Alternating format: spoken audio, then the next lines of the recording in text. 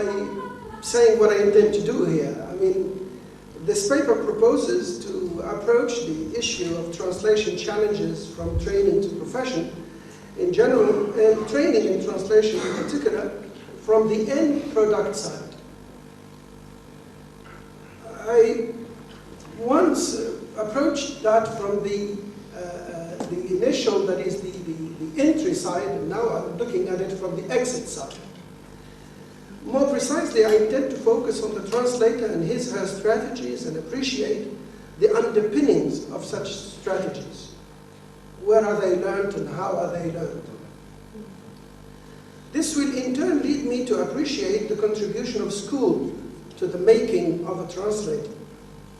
The point I would then want to make is that, now in Tunisia, few professional translators with a language degree, where translation is a staple item on the curriculum, owe their translation courses hardly any thanks. I have made this point with ample justification in the introduction to my book, Arabic into English Translation. But then, recalling that I teach translation, I turn around to question myself and try to sort the argument out. And then I try to persuade myself that I'm not a teacher of translation.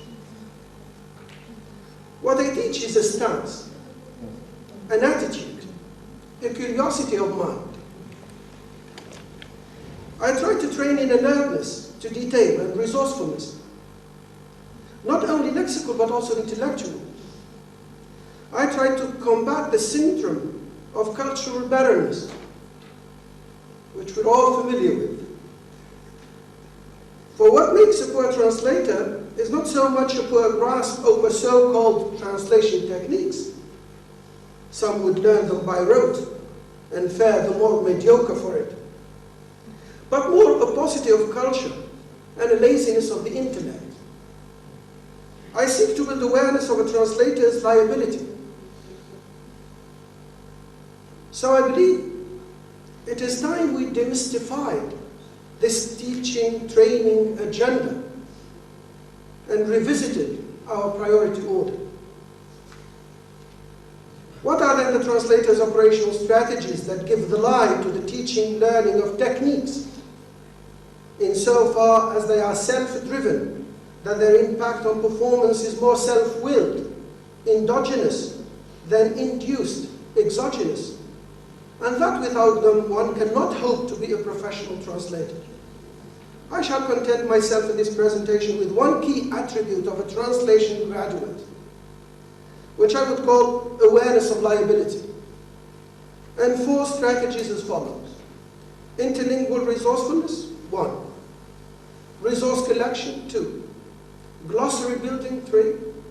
And positive inquisitiveness, 4. An efficient translation training system cannot afford to unleash on the translation market graduates lacking in awareness of liability. In an article entitled Translation Standards, in Bulletin of the Institute of Translation and Interpreting, 2004, Andrew Fanner strikes the right set of notes when dealing with the issue of standards and liability in the field of translation. I would like to expand a little bit on his diagnosis and try to adapt it to the local context, but also to sound Fanner's notes beyond their overtones, i.e., carry his analysis to its logical conclusion. In the same way as one may find good and bad medical doctors, lawyers, and architects, one may come upon good and bad translators. A doctor is to a large extent a reader of science.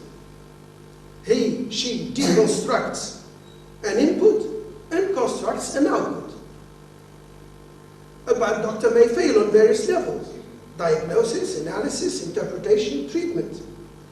Thus, a bad doctor may leave his/her patient worse off than before, if not expedite their death. A lawyer, too, is a reader of science. He, she constructs a case and constructs a cause. A bad lawyer may fail on various levels: taking stock of the situation, interpretation of the elements of a case, or of the court debate and proceedings. knowledge of the texts, grasp over the procedure, formulation of the claims. Thus, a bad lawyer may entail rather than secure, or may incur, I would say, rather than secure damages, or entail damages in this case. A building architect is a reader of science. He, she deconstructs the terms of reference, specifications and plans, and constructs an edifice.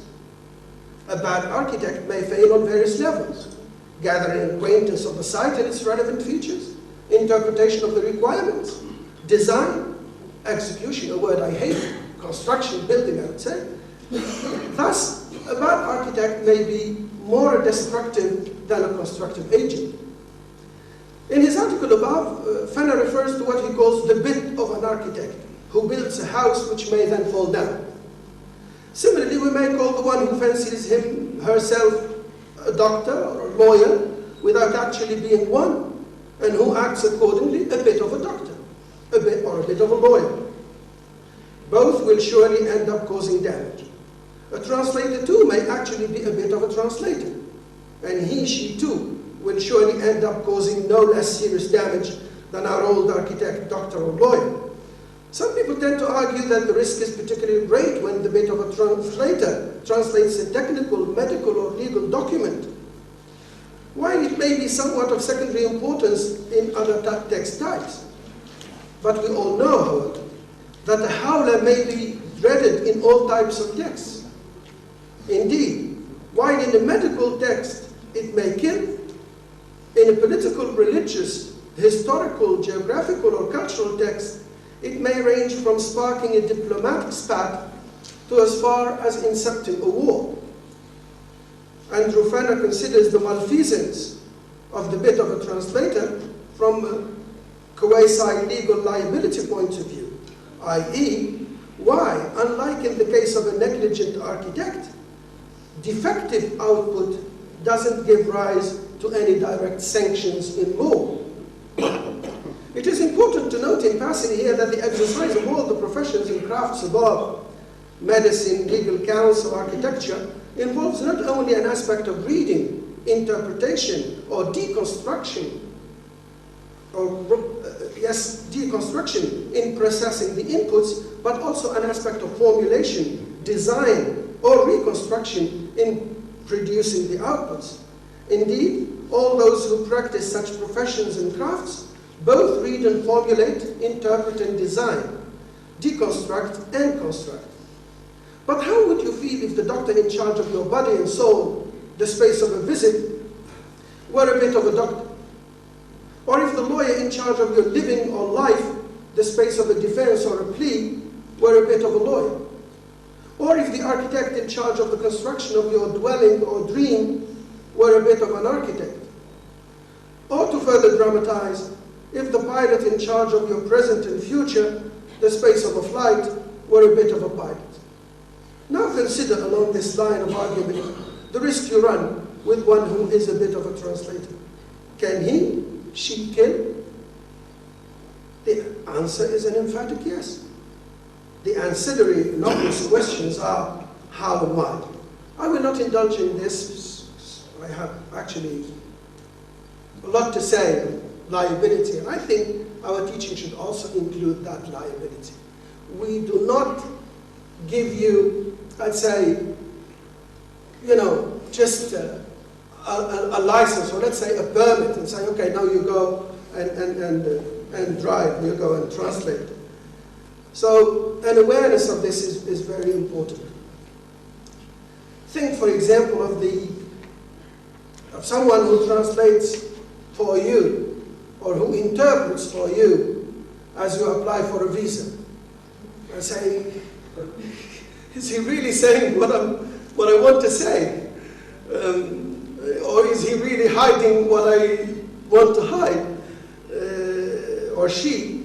And think also of the interrogation of insurgents when you have an interpreter attending. So this issue is really very important, and I think it should really go into the minds of, what my colleague here calls professionally oriented, students of translation. So I say then that a mistake like that, or howler like, I mean the howler in interpretation, may be synonymous with tougher quizzing, prolonged torture, or even untimely death. How to go about instilling this awareness of liability, one might ask. Now I'm coming to my 5 points, very brief, rather bullets. Well, I have developed in the above-mentioned book aspects related to what I call the field for nuance, and I argued against synonymy. The graduate with translation potential would have been alerted to the risks attendant upon hasty translation of such terms as rebel, insurgent, militant, combatant, extremist, terrorist, or moralist, akhlaqi, moralizing, akhlaqawi, human, bashari, insani, and then humanist, insawi, or Islamic, Islami, Islamist, Islamawi.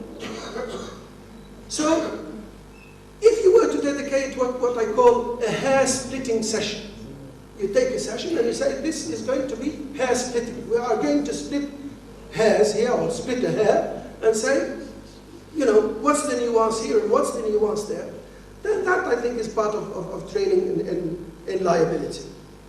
So a hair-splitting session focusing on a pair of the above is more worthwhile than one in which a whole text is recreated.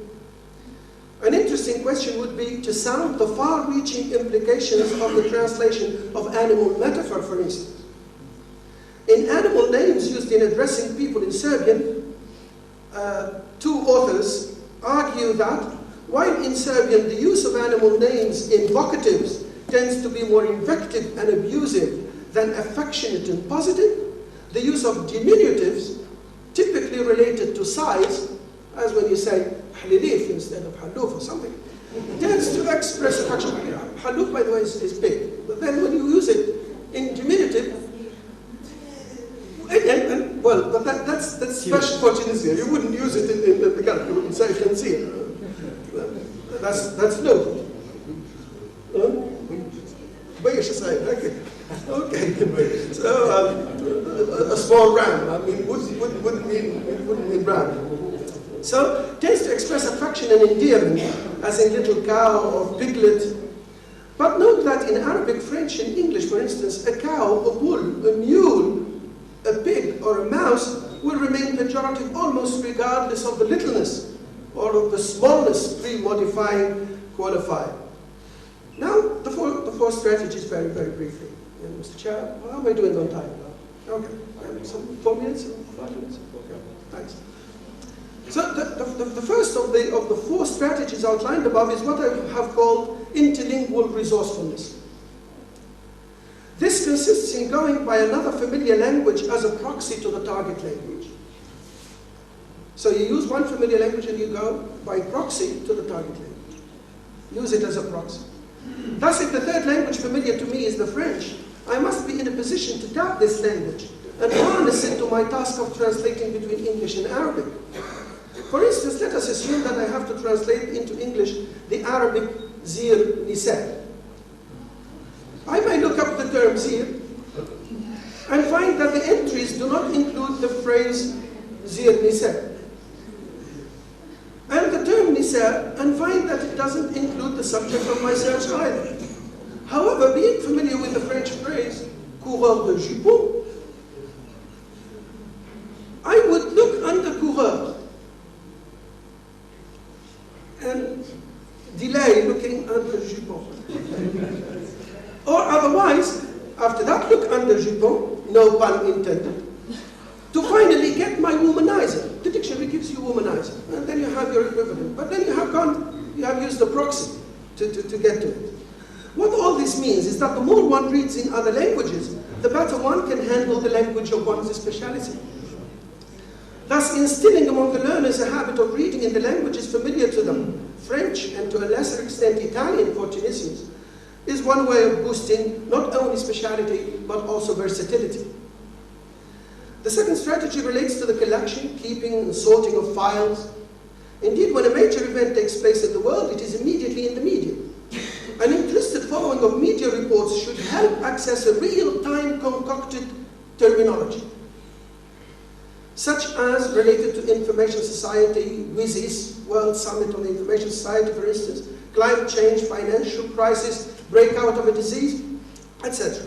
A translator can no longer afford to do without regular update on similar aspects and issues, which are soon to go into the texts proposed for translation. So somebody will soon come to you and propose to you a text for translation on a recent event, on the financial crisis, for instance, for a newspaper or something. So tuning to Al Jazeera and the BBC, or perusing Al-Quds Al-Arabi and The Guardian, for instance, on the day after an event had taken place, should fill out so many equivalency gaps. One normally undertakes from time to time a sorting and filing exercise. There would thus be created, say, files for opinion polls and elections, following the elections in the United States, natural phenomena such as heat waves, climate change, desertification, volcano eruptions, landslides and floods, trade negotiations such as Uruguay Round, Doha Round, and the G8 decisions, etc. A notebook placed next to the TV set and a habit of press cutting are the mark of a translator who takes her profession seriously. The third strategy consists in building a glossary of recently concocted terms. Of these, one may mention such terms as avian flu, tsunami, digital dividend. We are familiar with digital divide. They invented digital dividend. And a translator normally would have to find an equivalent. For digital dividend, I would like to propose al-a'id al-raqmi. So it's something that you get, it's the proceeds, if you like, that you get. And then, knowing that dictionaries take time to appear, one cannot afford to waste time wrestling with a term for which an equivalent has gained currency, but hasn't entered the dictionary yet. Accordingly, while the event is still fresh, the new terminology related to it must be mined, extracted, and stored. Thus, al-lajnat al-ruba'iyyah will flow smoothly into the established quartet. You simply say quartet, because it is used. And not into some oddity such as four-partite commission. The glossary building makes the translator's job easier, helps customize the terms, such as the Tunisian tahsis for awareness raising, is almost taboo to a Saudi Arabian. You wouldn't say tahsis, you would say taw'iyah, but not tahsis. So, besides, it helps monitor terminological change and adjustment over time. Last, Mr. Chairman. The fourth strategy relates to developing a positively inquisitive and critical mind. One way to go about it is to read with a vested interest even texts that may not belong in what one may consider as one's area of speciality.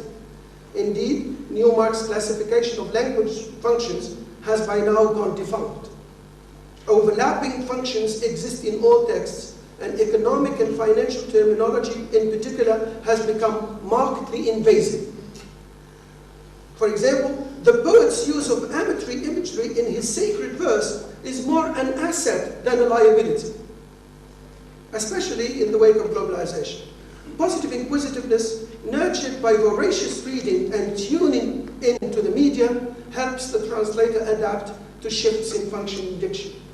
In the interest of time, I will just say that that is also related to having a critical mind. You go about the city and then you see Carrefour des Arts, translated as Muftaraq al-Funun. You know, but an intersection is also Multaqa. Why not Multaqa al-Funun? And why Muftaraq al-Funun? I mean, this. So also you develop that critical sense. And then when you hear, for example, a word like ifraq in Tunisian, how would you translate it? I mean, it's fresh, it's new. And you say, now I mean, how can I do with that? Imagine a student were to ask me about it. Of course, there's no shame in saying I don't know. But if you know, I mean, the situation is better. So you say, well, ifraq, I looked at it and I found the equivalent, it is spin-off. Or in Tunisia also you have the upgrading for ta'heel, etc., things like that. So we also try to do that ourselves. Then what I have proposed above is what I believe is lacking in the training of our translation graduates. Indeed, awareness of the translator's liability underpins the accountability of the translator and is likely to make the graduate hoping to take on translation as a profession realize the extent to which this profession is demanding. As regards the 4 strategies, what the school is called upon to do is to shift the focus from content teaching to catering for the attitudinal dimension. Thus, the training of good translators does not consist so much in teaching them translation techniques as in fostering their self-guided search for self-improvement.